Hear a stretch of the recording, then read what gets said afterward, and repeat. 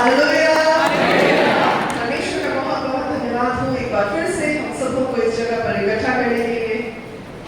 क्या आज के वचन के लिए हम सब तैयार हैं? वंडरफुल। अगर आप तैयार हैं तो बोले परमेश्वर मैं तैयार हूँ। ओके, आज मेरे मन में एक चीज और आ रही थी और मैं गिरी दादा से ही बात कर रही थी। मैंने कहा कि बहुत बार ऐसा होता है कि हमारे मन में बहुत सारे प्रश्न होते हैं जो हम पूछ नहीं पाते। और मैं पूछ रही थी, मैंने कहा कि महिलाएं आज ज्यादा होंगी कि जेंट्स भी होंगे? वो बोले कि दोनों होंगे। मैंने कहा तो एक काम करते हैं कि आज यदि आपके मन में कुछ सवाल है और आपको लगता है कि वो पूछने जरूरी है तो ये समय आपके पास रहेगा कि अगर आप कुछ क्वेश्चन पूछना चाहे जो आपकी जिंदगी के, परमेश्वर के वचन के, स्वर्ग के सिद्धांतों के रिलेटेड है और आपको लगता है कि शायद हम उन विषयों पर आज बात कर सकते हैं तो आप अपने प्रश्न को पूछ सकते हैं।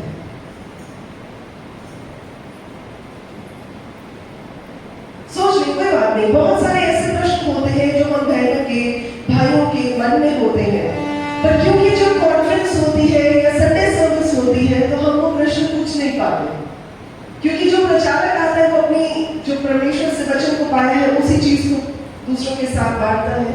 पर आज मेरे मन में आया कि क्यों ना आपके सवालों के जवाब दिए जाए। आमीन। परमेश्वर का धन्यवाद देते हैं इस समय के लिए, क्योंकि ये समय भी प्रभु की ओर से अलग किया गया है। धन्यवाद देते हैं भाई कौशिक के लिए, उनकी ब्यूटीफुल वाइफ सिस्टर स्नेहा के लिए और उनकी टीम के लिए जिन्होंने इतनी उम्दा वर्षन के साथ हमें परमेश्वर की उपस्थिति में एंटर करने का मौका दिया। आमीन। जी, यदि आपका कोई प्रश्न है जो आपको लगता है कि पास्टर ये तो मैं पूछना चाहता था, पूछना चाहती थी, आप पूछ सकते हैं। मैं परमेश्वर में कोशिश करूंगी कि वचन के हिसाब से जो वचन में लिखा है मैं आपको उसका उत्तर देने पा सकूं। जी जी हाँ जी, किसी भी लैंग्वेज में आप उसको ट्रांसलेट कर लीजिएगा। आपको हिंदी में पूछना है, उड़िया में पूछना है, बांग्ला में पूछना है, उर्दू, पंजाबी, जिस भी भाषा में आप कंफर्टेबल है आप पूछ सकते हैं। पर मैं जवाब उसी में दूंगी जिसमें मैं कंफर्टेबल हूँ। जी, किसी के मन में कोई प्रश्न है? मुस्कुराए नहीं, आपको मौका दिया जा रहा है। कल भी जब हमने कहा कि अपनी गवाहियों को आप आगे आगे बांट सकते हैं तो कोई आगे नहीं आया, और जब सभा कंप्लीट हो गई तो एक एक करके इतनी बहनें, इतने भाई आए और उन्होंने बताया आज मुझे इतने सालों की प्रॉब्लम से परमेश्वर ने ठीक किया है, आज मैं इस चीज से हील हुआ हूँ, आज मैंने इस चीज से हीलिंग पाई है। तो मैंने कहा वहां क्यों नहीं बोला जब आपको मौका दिया गया है? तो जब आपको मौका दिया जाता है उसे इस्तेमाल करें। क्या आपके मन में कोई प्रश्न है? अगर तो है, सही है, नहीं है तो कोई बात नहीं। हाँ जी प्लीज, उन्हें माइक दे दें।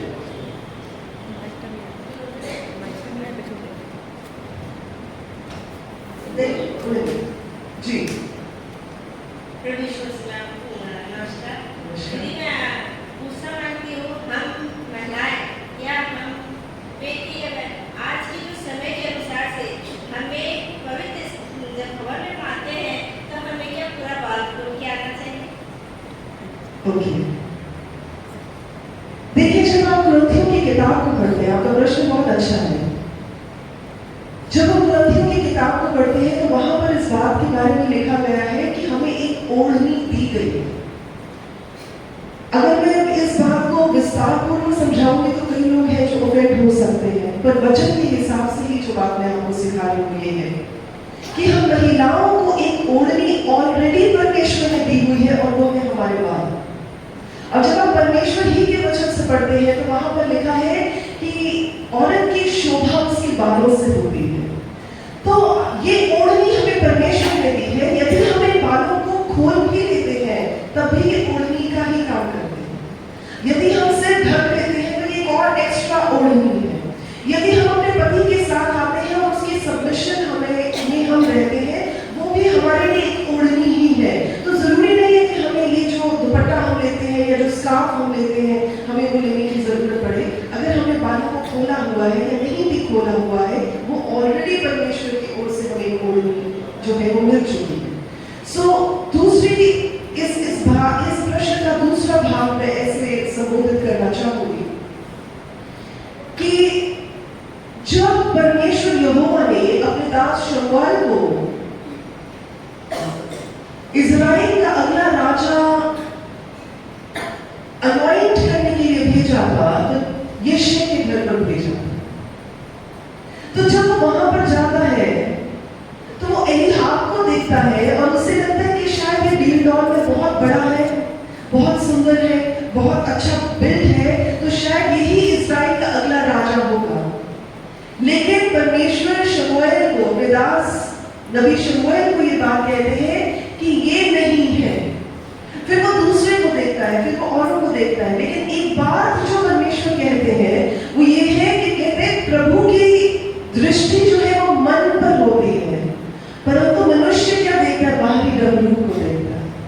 तो कई बार हम लोगों के कपड़ों से, लोगों की बातों से, लोगों के चलने फिरने के तरीके से उनका आकलन करते हैं, जबकि परमेश्वर की दृष्टि तो मन पर होती है। पर ये सारी बात कहने के बाद भी मैं ये नहीं कहूंगी कि इसका मतलब आप जैसे चाहे परमेश्वर की उपस्थिति में आ सकते हैं। नहीं, परमेश्वर की उपस्थिति में आने का एक डेकोरम होता है, एक सलीका होता है। अगर आज आपको श्रीमती मुर्मू से मिलने का मौका दिया जाए, जो हमारी प्रेसिडेंट है इंडिया की, और उनसे अगर आपको मिलने का मौका दिया जाए, आपने देखा होगा कि जब हमारे फिल्म स्टार्स या हमारे स्पोर्ट्स पर्सन्स या कोई किसी भी क्षेत्र में प्रतिष्ठित होता है, जब उसे पुरस्कार मिलता है, तो सब लोग कैसे तरीके से बैठे होते हैं, सलीके से बैठे होते हैं। और जब राष्ट्रपति के सामने आते हैं, एक तरीका होता है, वो वहां से घूमकर आएंगे, आगे आएंगे, रुकेंगे, उसको ग्रीट करेंगे और आगे आगे हाथ नहीं मिलाएंगे। यानी एक प्रोटोकॉल होती है जिसके अंतर्गत हम किसी प्रतिष्ठित व्यक्ति को मिलते हैं। आप वहां पर ऐसे नहीं जा सकते कि हाँ मैं तो कैजुअल फील कर रहा हूँ, तो चले मैं आज शॉर्ट्स में चला जाता हूँ, मैं लेकर पहनकर चला जाता हूँ, मैं स्पोर्ट्स शूज पहनकर चला जाता हूँ। जी नहीं, आपको एक ड्रेस कोड दिया जाएगा कि आपको फॉर्मल कपड़ों में आना है। क्यों? क्योंकि आप एक देश के राष्ट्रपति से मिलने जा रहे हैं। तो जब हम राजाओं के राजा, महाराज अधिराज परमेश्वर के भवन में आते हैं, एक प्रोटोकॉल होती है, क्योंकि हम किसी व्यक्ति से मिलने नहीं जा रहे, हम परमेश्वर से उस भवन में मिलने जा रहे हैं। तो एक प्रोटोकॉल होती है। तो हम कैजुअली नहीं आ सकते कि चले मेरा मन जैसे कर रहा है मैं करूंगा, मेरा मन जैसे करेगा मैं वैसे कपड़े पहनूंगा, जैसे करेगा मैं वैसा मेकअप करूंगा। ऐसा नहीं होता, एक सलीका होता है। और वो सलीका सिर्फ इसलिए नहीं होता कि हम परमेश्वर के भवन में आ रहे हैं, वो सलीका इसलिए भी होता है क्योंकि आपको नहीं पता कि आपको कितने लोग देख रहे हैं। अब हम जैसे जो प्रीचर्स है, जो एक पब्लिक फिगर की मानक परमेश्वर इस्तेमाल करते हैं, हमें भी इन चीजों का बड़ा ख्याल रखना पड़ता है कि ऐसा ना हो। वचन में लिखा है ऐसा नहीं हो सकता कि कोई ठोकर ना खाए, लेकिन हाय है उस मनुष्य पर जिसकी वजह से ठोकर खाई जाती है। तो जब हम लोग मूव करते हैं, चाहे हम यंग लड़कियां हैं, चाहे हम मिडिल एज वुमेन हैं, चाहे हम बुजुर्ग महिलाएं हैं, चाहे हम भाई हैं, किसी भी वर्ग के, किसी भी उम्र के, हम सबों को ये ध्यान और ख्याल रखने की जरूरत है कि जब आप आगे आते हैं, जब आप कलीसिया में आते हैं, तो हो सकता है कि आपको बहुत सारे लोग देख रहे हैं। तो जैसा आप करेंगे, आप उनके लिए नमूना छोड़ देंगे।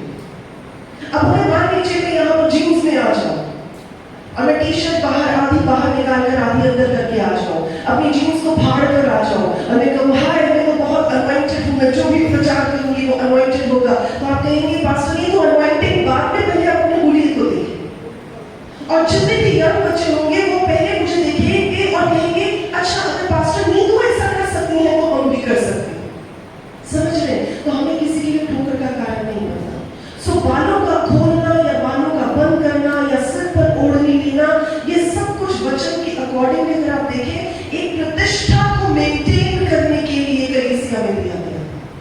लेकिन अगर आप इसकी गहराई और सच्चाई में जाएं तो ओढ़नी भी लेने की कोई जरूरत नहीं होती है। पर मैं तभी आपको कह रही थी बहुत सारे लोगों को लगेगा कि ये सही बात नहीं है, पर अगर आप उसको थे कि पौलुस ने क्यों कहा था कि सिर ढक के रखना है, उसका एक महत्व था। तो अगर आप ना भी ढकेंगे तो कोई प्रॉब्लम नहीं है। तो इसलिए हम भी जिस कलीसिया में जाते हैं, जिस जगह पर जाते हैं, अब जब मैं फॉरेन कंट्रीज में जाती हूँ, वहाँ गोरे लोग सिर नहीं ढकते, मैं वहाँ सिर नहीं ढकती, पर मैं अपनी इंडिया की ड्रेस पहनती हूँ, अपने कल्चर के हिसाब से मैं अपने जो पहनावा है उसको रखती हूँ, पर मैं सिर नहीं ढकती। तो अगर आप बोले कि बिना सिर ढके प्रचार नहीं होता, बिल्कुल होता है, क्योंकि वचन में इस चीज का, इस बारे में सिर्फ एक कल्चर के तौर पर लिखा गया है, इसका वचन से कुछ लेना देना नहीं है। सो इसलिए हमें प्रतिष्ठा को लेते हुए, जब मैं आपके पास आई, मैंने देखा सब बहनों ने सिर ढका, मैंने सिर ढका। मैं जिस जगह पर जाती हूँ जहाँ सिर नहीं ढका होता, कॉर्पोरेट प्रोफेशनल्स होते हैं, हम सिर नहीं ढकते। सो इसलिए सिर ढकना या ना ढकने से वचन पर कोई प्रभाव नहीं पड़ेगा। हाँ, यदि आप किसी की ठोकर का कारण बन रहे हैं, तब आपको ख्याल रखने की जरूरत। आमीन। आई होप मैंने आपके क्वेश्चन का आंसर दे दिया। प्रभु का धन्यवाद। जी,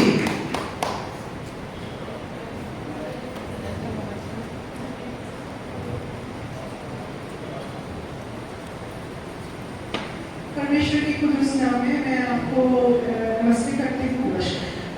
मैं आपसे पूछना चाहती हूँ कि ऐसे पहला तीमुथियुस 2 अध्याय और 15 में ऐसे कंडीशंस दिए हुए हैं, 4 कंडीशंस उसमें हैं, जिसके जरिए इसको मेंटेन करने से एक औरत बच्चे जन्मने के साथ सेव हो सकती है। लेकिन अगर कोई औरत वो कंडीशंस को मेंटेन ना कर पाई अपने जीवन में और वो पश्चाताप के साथ परमेश्वर के पास आती है, क्या परमेश्वर क्षमा करने वाले परमेश्वर है? क्या वो औरत बच्चे जनने के साथ वो उद्धार नहीं पा सकती? अच्छा जी, आपने कौन सा पहला तीमुथियुस 2 अध्याय 15 हम एक बार पढ़ देंगे ताकि सब लोगों को समझ आ जाए। यहाँ पे लिखा है, तो भी स्त्री बच्चे जनने के द्वारा उद्धार पाएगी यदि वे संयम सहित विश्वास,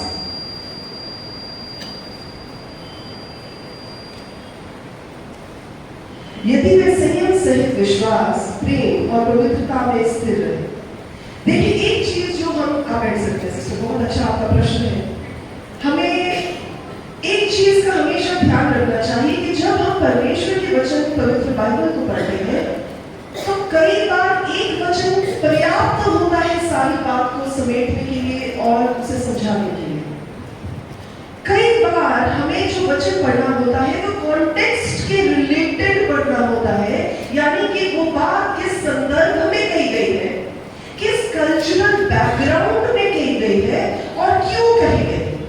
अब यहाँ पर भी आप देखें, यहाँ पर जो है आराधना संबंधी निर्देश है जो एक कलीसिया को दिए गए हैं, और अगर हम इसको 8 वचन से पढ़ना शुरू करें तो ऐसा लगता है कि इसलिए मैं चाहता हूँ कि हर जगह पुरुष बिना क्रोध और विवाद के पवित्र हाथों को उठाकर प्रार्थना किया करें। वैसे ही स्त्रियां भी संकोच और संयम के साथ सुहावने वस्त्रों से अपने आप को संवारें, ना कि बालों को गूंदने और सोने और मोतियों और बहुमूल्य कपड़ों से, पर भले कामों से, क्योंकि परमेश्वर की भक्ति करने वाली स्त्रियों को यही उचित भी है। स्त्री को चुपचाप पूरी अधीनता से सीखना चाहिए।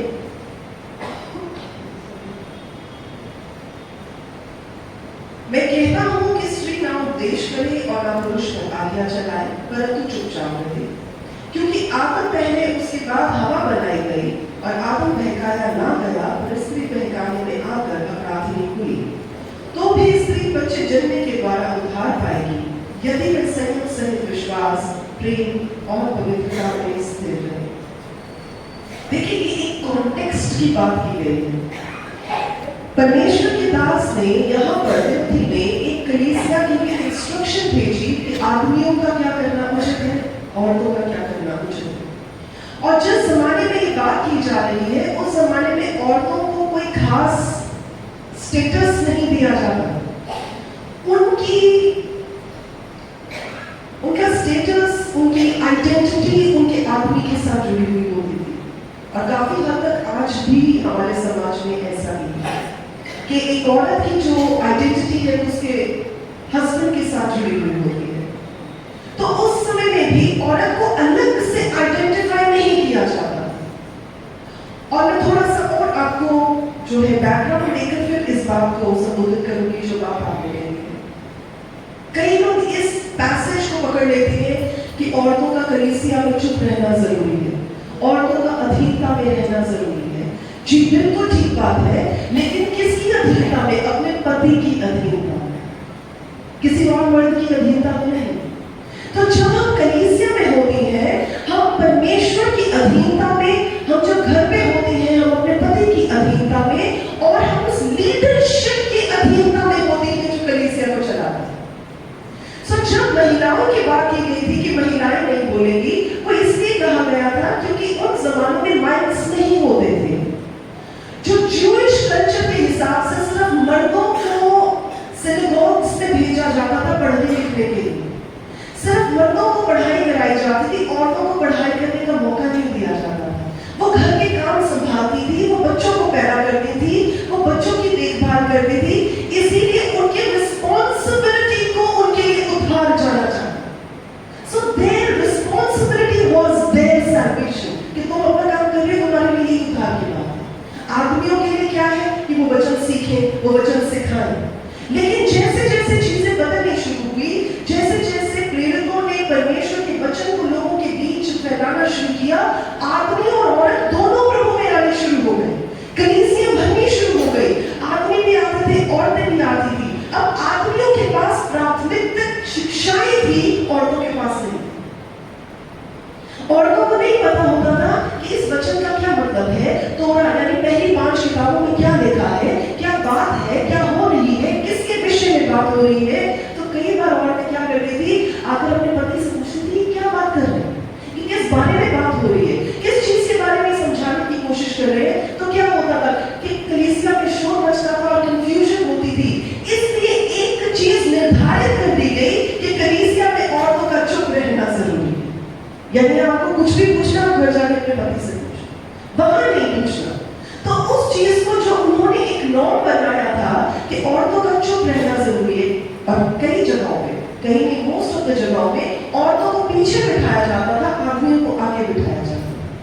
तो दूर से औरतों को नहीं समझ में आता था कि क्या बात का प्रचार हो रहा है, किस चीज की शिक्षा दे रहे, तो वो आगे आके पूछते थे अच्छा ये क्या बात कर रहे हैं। तो इसलिए औरतों का, महिलाओं का कलीसिया में चुपचाप बैठना जो है वो लिखा गया है। सो इसी संदर्भ को आगे बढ़ाते हुए कि औरत में क्या क्या होना चाहिए। हमारी सुंदरता कहाँ से आती है? प्रेम से आती है, दया से आती है, प्रवीणता से आती है। तो ये सब चीजें हमारी पर्सनालिटी का एक हिस्सा होना चाहिए। और इसके अलावा क्या कि हम एक जन्मी है, तो यानी कि हम एक संपूर्णता में अगर बात की जाए, उद्धार क्या संपूर्ण है, उद्धार से ऊपर और कोई चीज नहीं। अगर आज आप बोले कि प्रभु यीशु मसीह में मैंने उद्धार पा लिया है, तो इसका मतलब मेरा काम कंप्लीट है। अब इसके ऊपर आप कुछ और कोशिश नहीं कर सकते। तो महिला के लिए काम कंप्लीट है कि वो परमेश्वर में है, उसने अपनी रिस्पॉन्सिबिलिटी एज अ जर्नी पूरी की, और उसमें ये सारे एट्रिब्यूट्स जो है वो पाए जाते हैं कि वो विश्वास करती है, वो प्रेम करती है, वो पवित्रता से चलती है। That means it is a complete thing in herself. इसलिए इस बात को कहा गया। पर इसका मतलब ये नहीं है कि अगर हमने बच्चे पैदा करके तो हमने उद्धार पा लिया, इसको सारी दुनिया उद्धार पा लेगी। हमारा उद्धार जो है वचन बताता है यीशु नाम से आता है, यीशु नाम पर विश्वास करने से आता है। लेकिन ये विश्वासी महिलाओं के लिए बात कही गई है कि आप जो अपनी रिस्पॉन्सिबिलिटीज को, उस दायरे को कंप्लीट करती है, तो आप अपने उस कॉलिंग को पूरा करती है किसी हद तक जो आपको एक महिला होने की बात है। आमीन। I hope I have answered your question.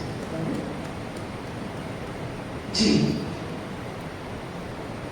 आप कुछ सीख रहे हैं? अगर ये एक ही विषय में प्रचार होता तो शायद एक ही चीज होती। अब आपने देखी अभी तक 2 टॉपिक्स को सीख लिया। आमीन। जी sister, praise the lord. Sister, मेरे मन में एक सवाल है कि वो जो कान्या नगर का जो शादी है, तो वहाँ पर ही प्रैक्टिस खत्म हो गए, तो माता मरियम की नजर से बोलती है कि देखो कुछ करो कि प्रैक्टिस खत्म हो गए। तो यीशु को बोलते हैं कि अभी मेरा समय नहीं आया। फिर यूहन्ना में हम देखने वाली घटना है कि एक फेस्टिवल चल रहा था, तो जीसस के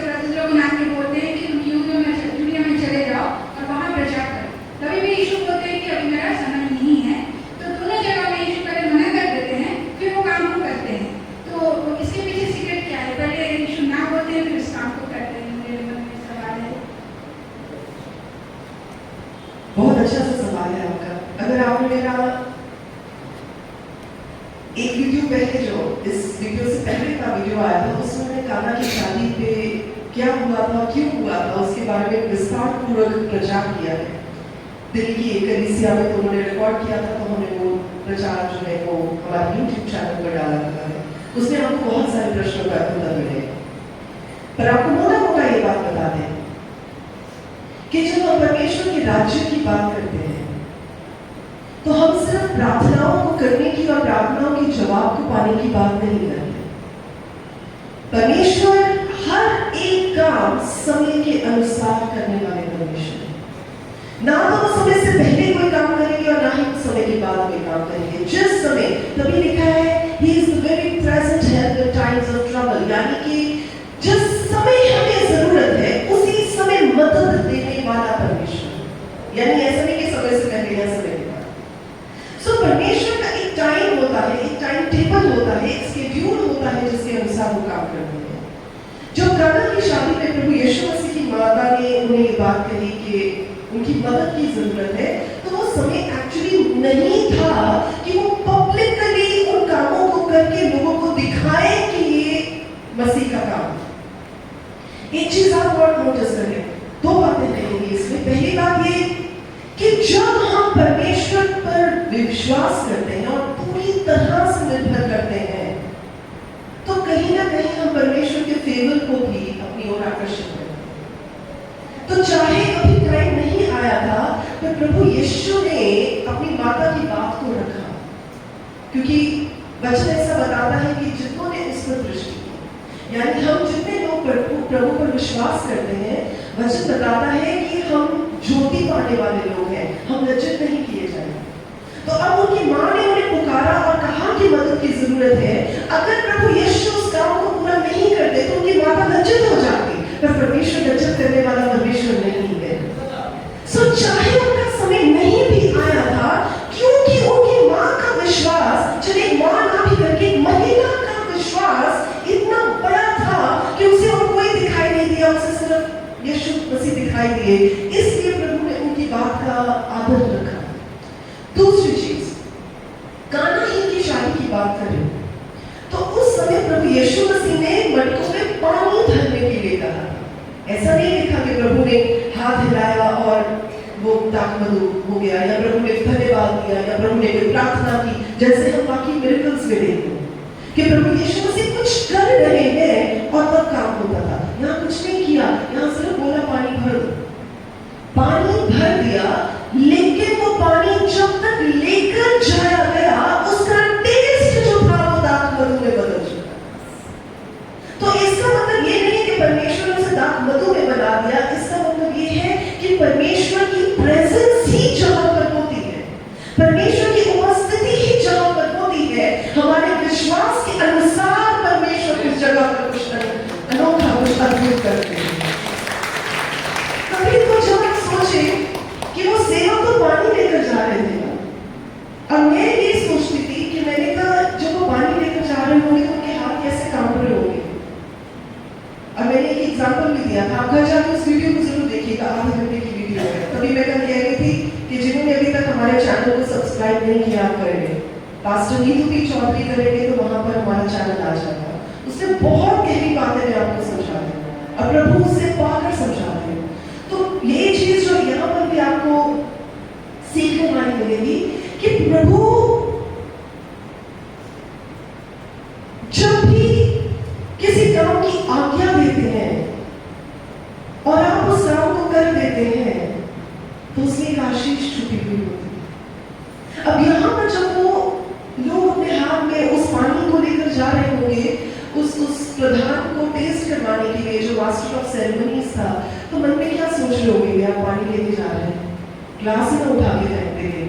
जब वो पानी पिएगा तो कहेगा ये दाखरस थोड़ी है, दाखमधु थोड़े जाए, तो मुझे क्यों देने के लिए आ रहा है। तो लेकिन उनके मन में कितने सवाल होंगे, पर क्योंकि वो विश्वास योग्य थे, क्योंकि वो आज्ञाकारी थे, इसीलिए जाते जाते में भी वो पानी जो है वो दाखमधु में कन्वर्ट होते हैं। आमीन। सो इसलिए इस बात को याद रखें कि हालांकि कई चीजें परमेश्वर समय के अनुसार करते, काफी चीजें परमेश्वर समय के अनुसार करते, कई चीजें परमेश्वर पहले भी कर देते हैं। जैसे जब हिजकिय्याह परमेश्वर का दास जाता है और प्रभु का वचन लेकर जाता है और उसे कहता है कि परमेश्वर बता रहे हैं कि तेरी मृत्यु होने वाली है, जो जो काम कर रहे हैं तो जल्दी से कंप्लीट कर। और वो अपना अपना मुंह जो है दीवार की तरफ लगाकर जोर जोर से बिलक बिलक के रोने लग जाता है और कहता है कि परमेश्वर, मैंने ऐसा क्या गलत काम किया है, क्या मेरे काम आपकी दृष्टि में सही नहीं पाए गए? और जब वो रोता है, जब वो रिपेंट करता है, तो प्रभु फिर अपने दास को भेजते और कहते हैं, उसको जाके कहते कि 15 साल और दे दीजिए। तो इसका मतलब उसका समय आ चुका था। परमेश्वर ने तो ये मैसेज भिजवाया था कि समय आ गया है, लेकिन फिर परमेश्वर ने ऐसा क्या किया कि उस समय को एक्सटेंड कर दिया। यानी कि हमारी जिंदगी का विश्वास और हमारी आज्ञाकारिता जो हम परमेश्वर के साथ होकर चलते हैं और हमारी विश्वास योग्यता जिसमें हम उस वचन के अनुसार काम करते हैं, परमेश्वर के मन को बदल सकती है और परमेश्वर अपने कामों को जल्द से जल्द। आई होप आपको अपने प्रश्न का उत्तर मिल गया। हाँ जी, वो पीछे खड़े हो जाए सिस्टर।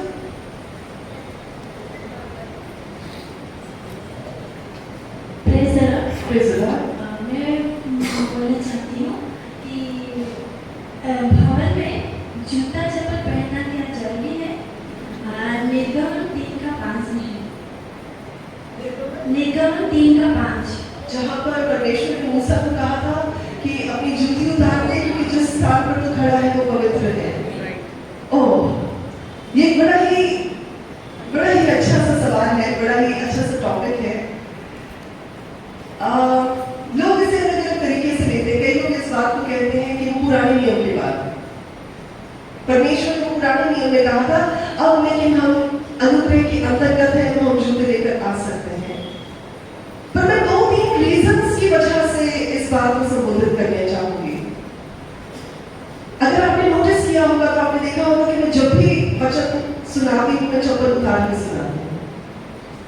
अब कई लोग इसको रूढ़वादी सोच भी कह सकते हैं, कई लोग इसे किसी और तरीके से भी ले सकते हैं, पर मेरा ये मानना है वचन के अनुसार। मैं अपनी जो वचन पर आधारित मान्यता है उसको आपके साथ बांट रही हूँ। मैं किसी पर ये मान्यता थोप नहीं रही हूँ।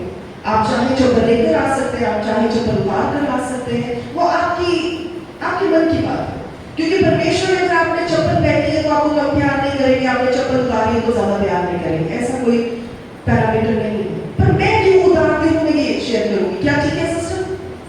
ओके, मैं उसका आंसर आपको दे सकती हूँ।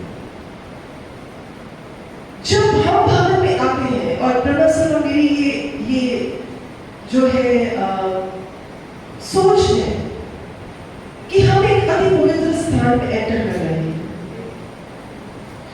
अब जो चप्पलें होती हैं, आपने देखा होगा कई घरों में लोग जब घर पहुंचते हैं तो चप्पलें बाहर उतारते हैं और फिर घर में एंटर करते हैं। कि सारी मतलब वो चप्पलें और जूते क्या करते हैं, सारी शहर में घूम के आते हैं और फिर घर में जो है वो मिट्टी भी आती है, घर में करकट भी आता है। तो हम माए कई बार बच्चों को कहते हैं चप्पल बाहर उतार के आना, या हमने बाहर शू रैक लगाया होता है जिसमें बाहर की चप्पलें होती हैं, घर की चप्पलें आपकी अलग होती हैं जिनको आप पहन के घूमते हैं। तो जब हम अपने घर में किसी तरह की गंदगी को स्वीकार नहीं कर सकते तो हम परमेश्वर के घर में कैसे उस गंदगी को ले सकते हैं?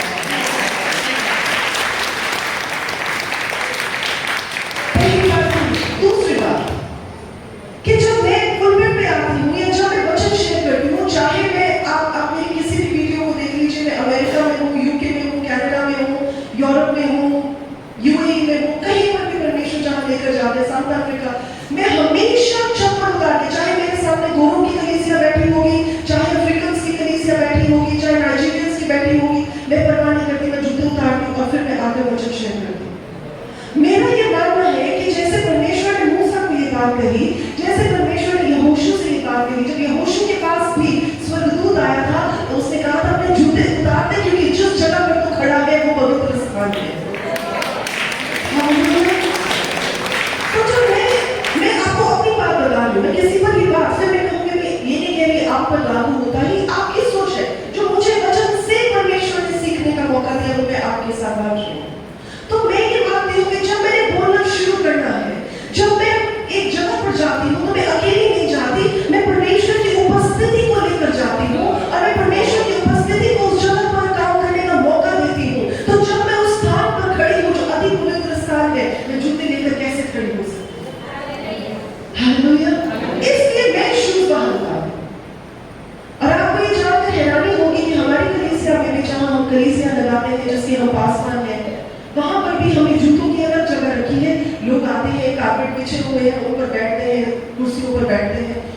नई जगह पर भी हमने शिफ्ट किया, वहाँ जूते उतारने की जगह नहीं है, तो किसी ने हमें बोला कि आप जूतों के साथ ही सबको आने दें। मैंने कहा ये परमेश्वर का पवित्र घर है, यहाँ जूते नहीं आएंगे।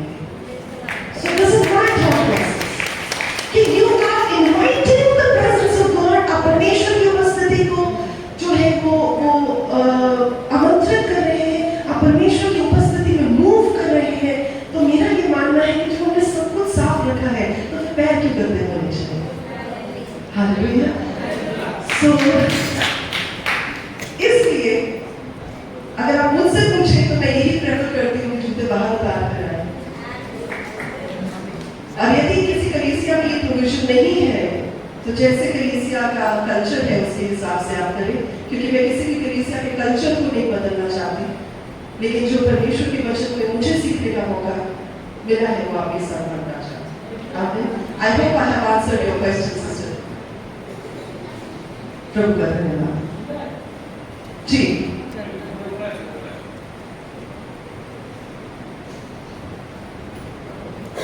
যদি একটা জায়গা যিশু তার মাকে বলেছিল হে নারী, নারীটা কেন তাকে বলেছিল? আর একটা জায়গায় ছিল যে যখন তারা খেজুর ডাল নিয়ে যাচ্ছিল, কেন তারা খেজুর ডালকে ব্যবহার করলো, কেন অন্য ডাল তারা ব্যবহার করলো না? দুটা প্রশ্ন।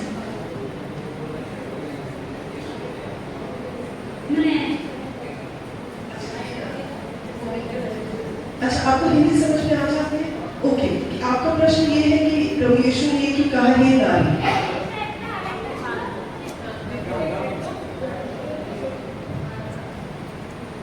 दूसरा प्रश्न था कि वो खजूर की डाली को ही लेकर के क्यों गए, जब घोषणा करके प्रभु से जा रहे थे और लोगों ने खजूर की डाली में बचाई, किसी और तत्व की डाली को क्यों थे? अच्छा, तो एक प्रश्न ये है कि उन्होंने ये क्यों कहा कि हे नारी? क्यों कहा? और दूसरा कि खजूर की डाली को क्यों इस्तेमाल किया, किसी और पेड़ की डाली को क्यों नहीं किया? ओके, चलिए दोनों प्रश्नों को हम लेते हैं। जब ओके, मैं कुछ ऐसा समझाना चाहूंगी। पवित्र बाइबल एक ऐसी वचनों की किताब है या संग्रह है जो बहुत सारी भाषाओं में ट्रांसलेट, जिसका अनुवाद किया गया है। जब भी प्रभु यीशु मसीह ने हे नारी या हे महिला किसी के बारे में विवाद की, वो डिसरिस्पेक्टफुल नहीं थे। ऐसा नहीं था कि वो अपनी माँ का तिरस्कार कर रहे थे इसलिए उन्होंने उसे हे नारी कहा, माता नहीं कहा। ये एक तरीका होता था संबोधित करने का। और ये और भी जगह पर आप पाएंगे कि वो जो शब्द है माँ, तो कुछ कहने का शब्द भी होता है, वो भी कई जगहों पर जो आप पाएंगे यहूदियों के बीच में पाया जाता है। लेकिन प्रभु यीशु मसीह जहाँ जहाँ पर इस बात को बताना चाहते थे कि उनका एक चले इसको थोड़ा और आसान करके समझाते हैं। प्रभु यीशु मसीह और मरियम दोनों इस बात को जानते थे कि प्रभु यीशु मसीह जो है वो परमेश्वर के बेटे हैं, और ना तो वो माँ होने के नाते उन पर अधिकार जमाना चाहती थी और ना ही वो बेटा होने के नाते उनके साथ ऐसा रिश्ता रखना चाहते थे जहां पर वो पिता की इच्छा के खिलाफ हो जाए। तो इसलिए कई जगहों पर प्रभु यीशु मसीह बड़े स्ट्रिक्टली स्ट्रिक्ट को क्या कहेंगे, सटीक तरीके से अपनी माता को कोई मैसेज देने के लिए उसे नारी भी कहते हैं, महिला भी कहते हैं। आप देखेंगे जब क्रूस पर थे तो उन्होंने कहा कि ये नारी ये तेरा पुत्र है, और यहूदा से कहा कि अब ये तेरी माता है। तो आप ये देखेंगे उनके मन में प्यार तो था, परंतु वो अपनी रिस्पॉन्सिबिलिटी और अपनी बुलाहट के बीच उस रिश्ते को नहीं आने देना चाहते। तो इसलिए भी एक रीजन ये है। और दूसरा रीजन ये है कि जब महिला कहा जाता है या नारी कहा जाता है, वो एक अनुवाद है, पर उसका मतलब ऐसा नहीं होता कि हमने किसी की उल्लंघना की है या किसी रिश्ते की या किसी बड़े की जो है वो रिस्पेक्ट कम की है, ऐसा नहीं है। तो पहली बात ये है। जो आपका दूसरा प्रश्न है कि खजूर की डालियां क्यों की गई, अगर आप इजराइल जाते हैं आप देखेंगे कि वहां पर खजूर के ही पेड़ है ज्यादा, और खजूर के पेड़ की भी एक रेलेवेंस है। इस पर भी मैंने एक वीडियो बनाई थी कि धर्मी जन खजूर के माने क्यों लिखा है कि बढ़ेंगे, फूलेंगे, फलेंगे। खजूर एक ऐसा वृक्ष है जो सीधा होता है, यानी कि एक धर्मी जन भी कैसी उसकी जिंदगी होनी चाहिए, सीधी होनी चाहिए, नहीं कि आज ये कल वो बना दो, उसमें कुछ फायदा लगा वो बना दो। खजूर एक ऐसा पेड़ होता है जो जितना पुराना होता चला जाता है उतना रसीला उसका फ्रूट होता जाता है। तो अगर आज 10 साल पुराना है तो उसके फल में एक अलग मिठास होगी, अगर वो 30 साल पुराना है तो उसके फल में और मिठास होगी। तो खजूर का एक रेलेवेंस है, एक सिग्निफिकेंस है कि खजूर ही क्यों। और दूसरा ये कि अब आपको यहाँ से अगर पेड़ के पौधे तोड़ने हो तो जो आपके पास अवेलेबल है, जो उपलब्ध है, आप उसी को तोड़ेंगे ना। तो इजराइल में जहां से वो निकल रहे थे, लिखे कईयों ने अपने कपड़े अपने जो पहने हुए कपड़े थे उन्हें बिछा दिया। तो ऐसा भी हो सकता था वो बाजार से जाके खरीदते, पर जो कुछ उनके पास उपलब्ध था उसी को उन्होंने इस्तेमाल किया। अब यहाँ पर मान लीजिए प्रभु खुद उतर आए तो आपको क्या सोचेगा कि मैं पहले मार्केट जाके सामान लेके आऊं? नहीं, आप जैसे हैं, जो कुछ आपके पास है, आप उसी को न्यौछावर करने के बारे में सोचेंगे। तो जब प्रभु यीशु मसीह निकल रहे थे तो लोगों को पता चला तो उन्होंने ये नहीं सोचा क्या लाए, जो भी मिला उन्होंने फटाफट ले लिया, और जो मिलेगा कौन सी चीज मिलेगी जो वहां पर है, इसलिए खजूर के डाल। आमीन।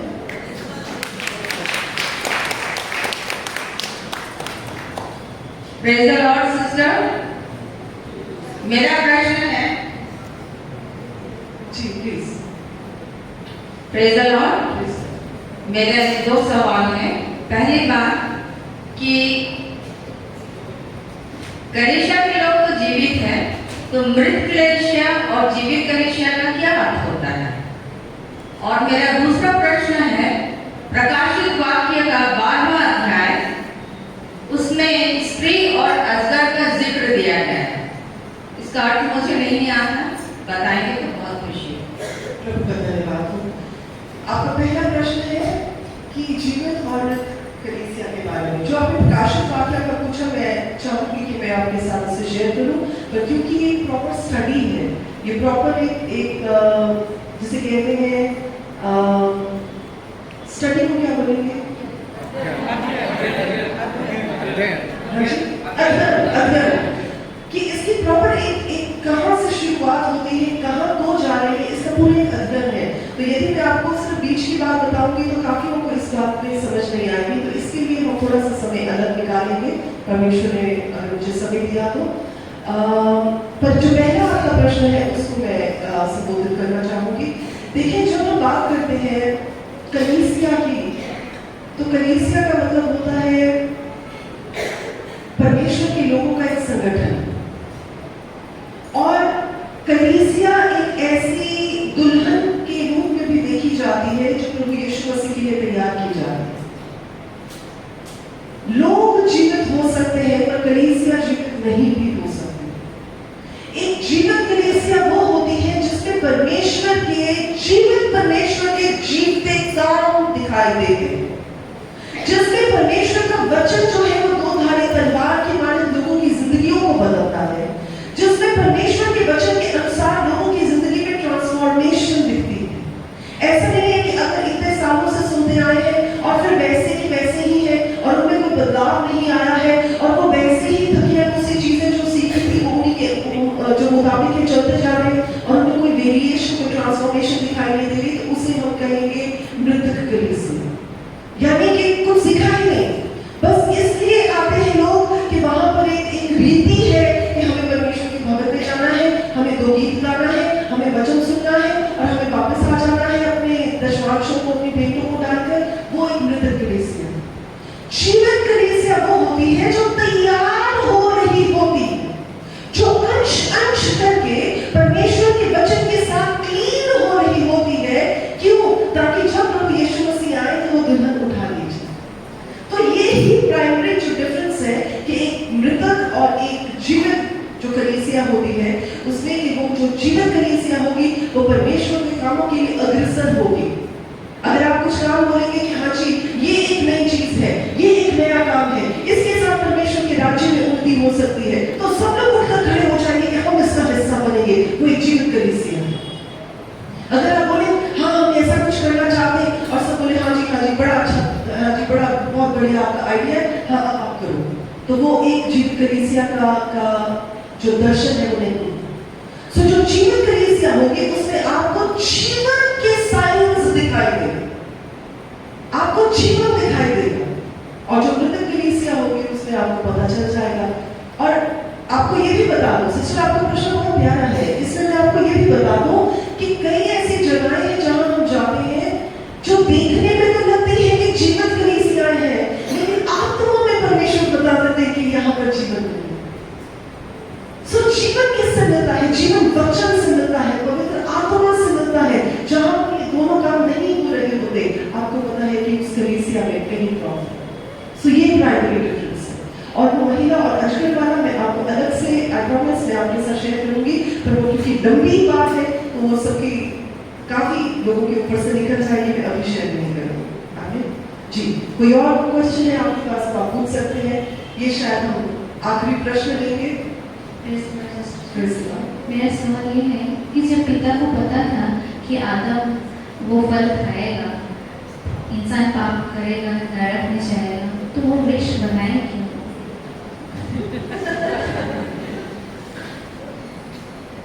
अब इसके एक्चुअली 2 पार्ट्स है जो आप क्वेश्चन पूछ रहे हैं ना, इसके 2 भाग हैं। पहला भाग ये इस बात को ऐसे कहना चाहूंगी कि जब परमेश्वर जानते थे कि आदम ऐसा काम करेगा, तो परमेश्वर ने ऐसा होने ही क्यों दिया? मैं इस बात को ऐसे रिफ्रेज करना चाहूंगी। देखिए, परमेश्वर सर्वज्ञानी परमेश्वर है। हमें कई बार ऐसा लग सकता है, आप बैठ सकते हैं प्लीज, हमें कई बार ऐसा लग सकता है कि मैंने ये काम कर दिया, अब क्या होगा? पता नहीं परमेश्वर इसके लिए मुझे माफ करेंगे कि नहीं करेंगे, पता नहीं इसके लिए प्रभु के पास मेरे लिए कोई सोल्यूशन है कि नहीं। तो मैं आपको बताऊं, इससे पहले कि आप कुछ करेंगे, परमेश्वर जानते हैं कि आप करेंगे। He is all knowing, सर्वज्ञानी परमेश्वर है। तो इससे पहले कि आदम उस गलती को करता, प्रभु को पता था कि वो उस गलती को करेगा। प्रभु ऐसा नहीं था कि प्रभु को सरप्राइज हुआ, ओ आदम तूने ऐसी गलती कर दी, तूने कैसे कर दी, हाउ कुड यू, तुझे नहीं पता था, ऐसा कुछ नहीं। परमेश्वर हर चीज का बैकअप प्लान रखते हैं। सो परमेश्वर जानते थे। अब आपका क्वेश्चन ये था, होना भी चाहिए था कि फिर परमेश्वर ने आदम को अलाउ क्यों किया कि वो उस वृक्ष को के फल को खा सके। देखिए, हालांकि परमेश्वर हर बात को जानते हैं, पर आप में से जिन लोगों ने कई सभा यहाँ पर अटेंड की थी मॉर्निंग की स्टडी, तो मैंने लास्ट में जाके एक ही बात कही थी कि अगर आप सब कुछ भूल जाते, एक ही बात याद रखिएगा कि फाइनली चॉइस आपकी। तो परमेश्वर ने हम सबको फ्रीली चूज करने का मौका और तरीका और अधिकार दिया। जैसे हम माताएं कई बार अपने बच्चों को हर चीज के लिए मना कर दिया ना, नहीं ये नहीं करना, नहीं वहां नहीं जाना, नहीं इतनी देर तक घर नहीं आना, नहीं फोन पर इतना टाइम नहीं लगाना। हम लोग कितनी चीजों में ना ना ना ना करते। परमेश्वर हर चीज में वाद विवाद नहीं करते। परमेश्वर का वचन हमें बता देता है, परमेश्वर का आत्मा हमें सिखा देता है कि क्या सही है क्या गलत है। चूज करने के लिए परमेश्वर हमें बीच में खड़ा कर देते हैं कि अब तुम चूज खुद कर सकते। तो निर्णय हमारा होता है। अब निर्णय आदम का था। अगर तो सब कुछ अच्छा हो, मान लीजिए कि ये धरती पर सब कुछ अच्छा हो, कुछ बुराई ना हो, कुछ गलती ना हो, कुछ खामियां, कुछ त्रुटियां ना हो, तो फिर मेरी और आपकी जो आंकलन की बात है वो कैसे आएगी कि हमने क्या चूज किया? अगर सब अच्छा है फिर तो हम अच्छा ही करेंगे। फिर चॉइस की बात कहां से आई? फिर परमेश्वर के वचन पर चलने की बात कहां से आई? हमारी परीक्षा या हमारा आंकलन इस बात से होता है कि दोनों चीजें हैं, पर हम किसे चूज करते हैं। तो आदम को भी ये चॉइस दी गई, ताकि जैसे आदम ये नहीं कह सकता था मेरे पास कोई चॉइस नहीं थी, चॉइस होती तो शायद बदल लेता। समझ रहे? तभी जब प्रभु यीशु मसीह ने ये बात कही कि यदि तुमने किसी पराई स्त्री को गलत नजर से देख भी लिया है तो वो पाप है।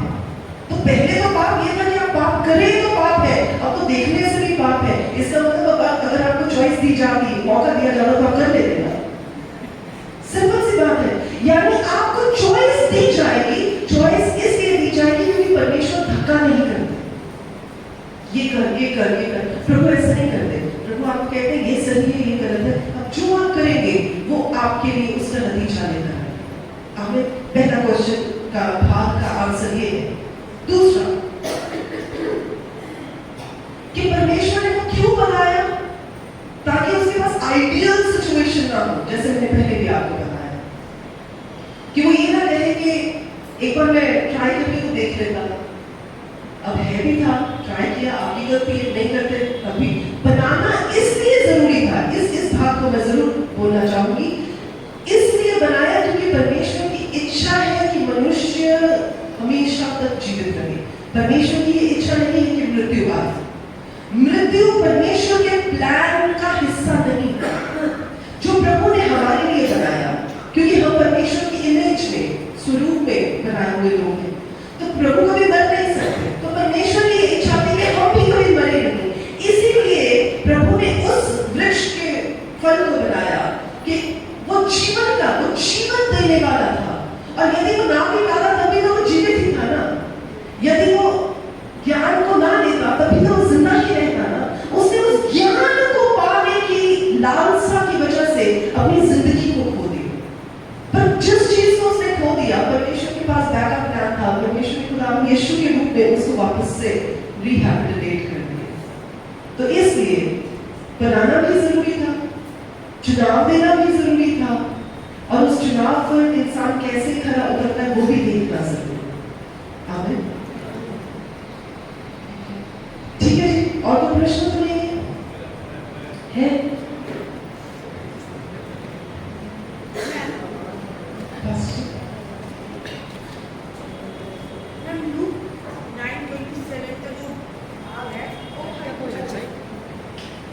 मेरा दो सवाल है कि हम कलीसिया में मतलब हर रविवार को कितने दफे हम लोग मतलब क्या बोलते हैं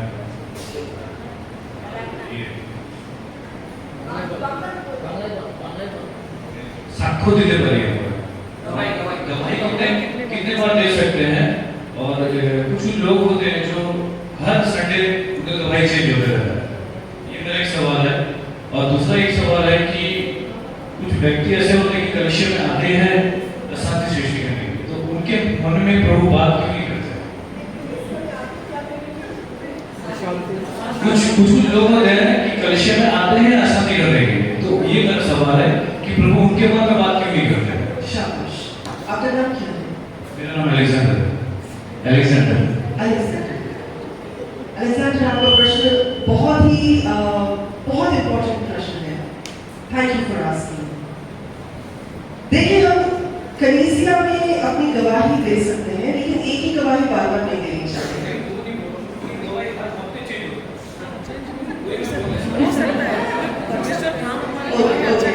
Let us understand this.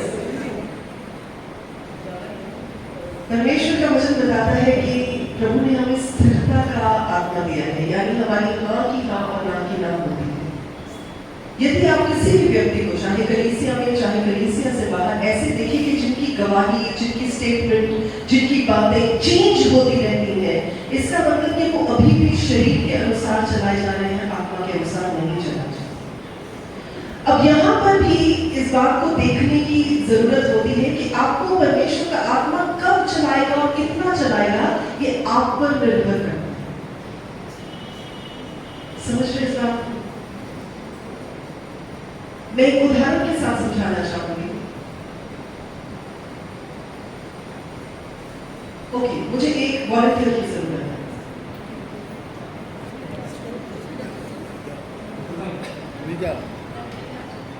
एक वॉलंटियर आ जाए।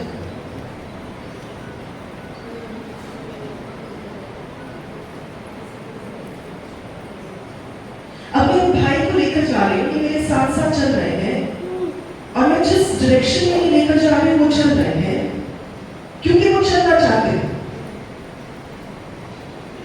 ठीक है? ठीक है?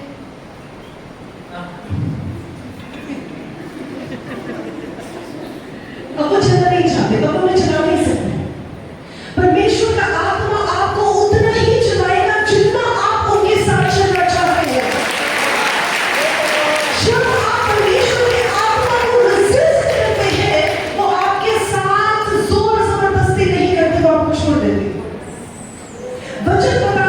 परमेश्वर का आत्मा हमें अंश अंश करके प्रभु यीशु मसीह के स्वरूप में बनाता चला जाता है। प्रभु का वचन हमें चेंज करता जाता है। वो उतना ही चेंज करेगा जितना आप चेंज होना चाहते हैं। अगर आप नहीं बदलना चाहते तो परमेश्वर का आत्मा चुपचाप आपको छोड़कर चला जाता है। तो जिन लोगों की आप स्टेटमेंट्स बदलते हुए देखते हैं या गवाहियां बदलते हुए देखते हैं, इसका मतलब कि अभी भी उन्होंने अपने आप को कंप्लीटली सरेंडर नहीं किया। अभी भी उनमें उनके शरीर की अभिलाषाएं हैं जिनमें शायद वो दूसरों को अपने आप को बड़ा दिखाना चाहते हैं या अपने आप को बेहतर दिखाना चाहते हैं या अपनी जिंदगी के बारे में एक अच्छा इमेज देना चाहते हैं, इसलिए उनकी गवाहियां बदलती हैं। और आपके प्रश्न का दूसरा हिस्सा जिसमें आपने कहा कि कई लोगों का काम ही होता है कि अशांति फैलाना। देखिए वचन में लिखा है कि परमेश्वर ने कुछ बर्तन आदर के लिए और कुछ बर्तन अनादर के लिए रखे हैं, यानी दोनों तरह के बर्तन हैं। अब कौन सा बर्तन किस काम के लिए इस्तेमाल होता है वो उस पर निर्भर करता है कि पवित्र आत्मा से भरकर कौन सा पात्र इस्तेमाल हो रहा है और शैतान के हाथ में कौन सा पात्र इस्तेमाल हो रहा है। जो परमेश्वर का जन होगा वो मेल मिलाप करवाएगा। वो क्या करेगा कि कहीं कोई प्रॉब्लम है वो जाकर सुलह सफाई करवाएगा, वो दोनों की आपसी रंजिशों को दूर करेगा। और जो परमेश्वर की ओर से नहीं होगा, जो शैतान का इंस्ट्रूमेंट होगा, वो जाकर बताएगा तुझे पता उसने तेरे बारे में क्या कहा, तुझे नहीं पता तेरी पीठ पीछे वो कैसी बातें करता है करती है, तुझे नहीं पता वो तेरे बारे में क्या क्या बातें फैलाता है, तुझे नहीं पता वो ऐसा है वो वैसा है, उसने ऐसा कर दिया वैसा कर दिया। आपको समझ आ जाएगा ये किसके द्वारा चलाया जा रहा है।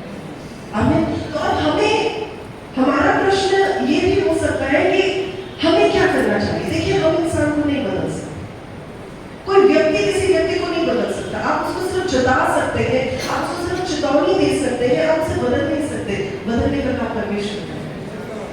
और एक चीज जो मैं हमेशा जिसे मैं बड़ी क्लोज अपने दिल के रखती हूँ ये है कि जब आपको किसी चीज की प्रॉब्लम दिखाई देती है वो इसलिए आपको दिखाई देती है ताकि आप प्रार्थना कर सकें। यदि वो किसी और को दिखाई नहीं दे रही, जब प्रभु यीशु मसीह ने के चेलों ने उनसे बोला कि प्रभु लोगों को भूख लगी है भेज, प्रभु ने कहा तुम खाने को दो। तुमका क्या मतलब होता है? क्या प्रभु नहीं चाहते थे कि वो तो टिफिन लेके ही नहीं आए? तुमका क्या मतलब होता है? इसका मतलब कि अगर आपको प्रॉब्लम दिखाई दी है तो प्रभु चाहते हैं कि आप उसका निवारण करें परमेश्वर में होकर।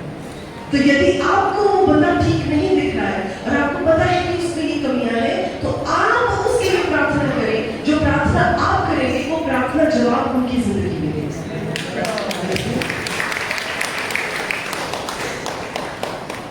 ये खड़े हो जाते हैं। कोई और प्रश्न है? लूक अध्याय 9 का 27 का जो ये है वो पेपर में पढ़ती हूँ।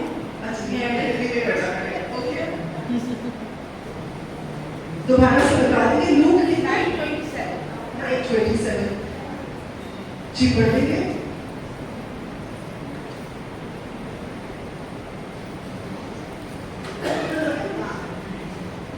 কিন্তু আমি তোমাদেরকে সত্য করিতেছি যাহারা এখানে দাঁড়াইয়া রহিয়াছে তাহাদের মধ্যে এমন কয়েকজন আছে যাহারা যে পর্যন্ত ঈশ্বরের রাজ্য না দেখিবে সেই পর্যন্ত কোনো মতে মৃত্যুর আশ্বাস পাইবে না। इसका एक जी इसका आपका प्रश्न क्या है? इसका मीनिंग क्या है? इसमें यही लिखा है कि मैं तुमसे सच कहता हूँ कि जो यहाँ खड़े हैं उनमें से कुछ ऐसे हैं कि जो जब तक परमेश्वर का राज्य ना देख लेंगे तब तक मृत्यु का स्वाद ना चखेंगे। इसके एक्चुअली दो जो है अलग अलग मतलब बनते हैं। एक तो स्वाभाविक मतलब बनता है कि जो प्रभु यीशु मसीह को आते हुए ना देख लेंगे तब तक वो नहीं मरेंगे। किसके बारे में बोल रहे हैं? किसके बारे में? यहाँ पर आप देखिए बहुत बड़ी भीड़ थी। परमेश्वर जब प्रभु यीशु मसीह कभी मूव किया करते थे तो उनके साथ बहुत सारे लोग होते थे। तो प्रभु उन्हीं को ये बता रहे हैं कि उनमें से बहुत सारे ऐसे लोग हैं जो जब तक परमेश्वर के राज्य को ना देख लेंगे। अब राज्य दो तरीके से है। एक तो राज्य वहाँ है जहाँ परमेश्वर की उपस्थिति है, राज्य वहाँ है जहाँ हमने परमेश्वर के वचन को पा लिया, राज्य वहाँ है जहाँ हम परमेश्वर की उपस्थिति को लेकर चलते हैं। और एक वो स्वाभाविक राज्य जब हम प्रभु को आते हुए देखेंगे बादलों पर और हम प्रभु के साथ ले जाए जाएंगे, एक वो है। तो ये आत्मिक तरीके और स्वाभाविक तरीके दोनों से प्रभु बात कर रहे हैं। और क्योंकि ये वचन सिर्फ उसी समय के लिए नहीं है, ये वचन आज भी है, तो हो सकता है कि कल प्रभु आ जाए, होगी कि हम परमेश्वर के राज्य को देखेंगे और हम करेंगे नहीं। सो ये दोनों तरीके से, और जब आप कलीसिया में होते हैं, आप अपने घर में होते हैं, आप प्रभु की उपस्थिति में होते हैं, आप परमेश्वर की प्रेजेंस में सोख हो रहे होते हैं, तब भी आप क्या कर रहे होते हैं? आप परमेश्वर के राज्य का हिस्सा होते हैं।